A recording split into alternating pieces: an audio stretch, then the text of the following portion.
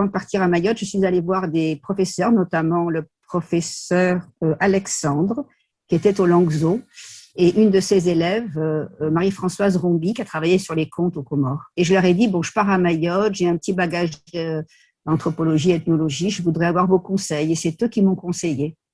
Et j'ai commencé, voilà, pendant mon séjour à Mayotte, à rencontrer des gens, à apprendre la langue, qui me semblait être la première chose nécessaire.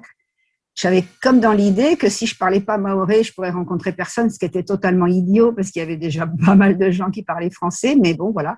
Et c'était utile puisque je pense que malgré tout, j'ai rencontré beaucoup de gens à travers cette langue. Ça m'a ouvert quand même beaucoup le cœur des gens de parler un petit peu la langue. Moi, j'ai rencontré des femmes très différentes, des femmes, je dirais, dominées dans la relation de couple, un peu vaincues, un peu déçues, mais alors aussi des femmes, je dirais, puissantes, qui étaient libres, même dans une relation de couple, c'est-à-dire qui faisaient ce qu'il fallait pour leur mari, tout en se ménageant des tas d'espaces de liberté et d'action aussi, à travers les associations de femmes, parce que les femmes agissent beaucoup dans le collectif aussi, donc c'est ça qu'il faut vraiment...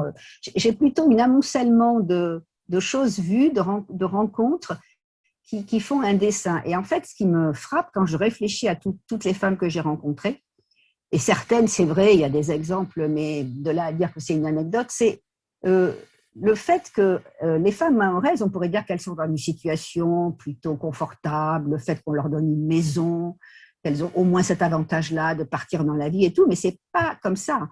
Les familles, je dirais, on se fait pas de cadeaux à Mayotte.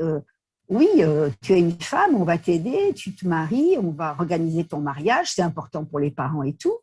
Mais je vois que très souvent, enfin dans beaucoup de cas, les parents n'ont pas de quoi faire une maison magnifique, toute faite, où il y a tout pour leur fille. Bien sûr, il y a des familles comme ça, j'en connais, hein, mais il y a aussi des familles où on te dit, tu auras la maison de ta tante machin pendant 3 mois, mais enfin ta parcelle, elle est là, avec ton mari, débrouillez-vous.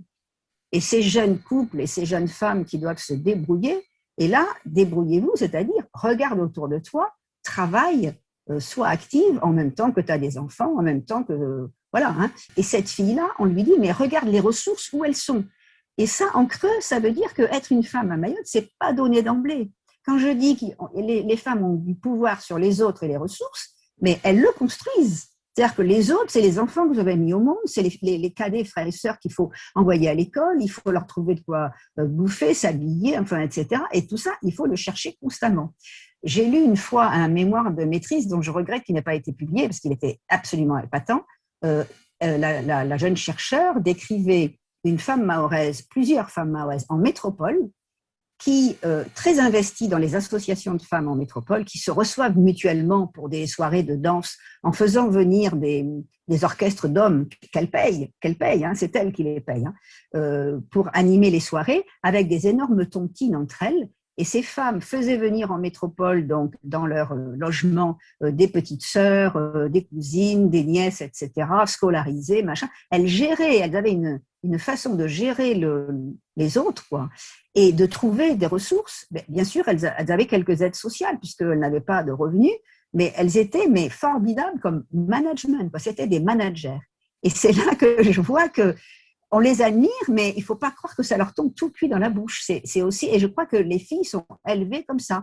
Tu auras ta maison, tu auras ça, mais fais attention, les choix, le mariage, le boulot et tout, fais attention parce que tout ça est dans ta main. Et voilà. Et je crois qu'il y a beaucoup de filles qui sont élevées comme ça.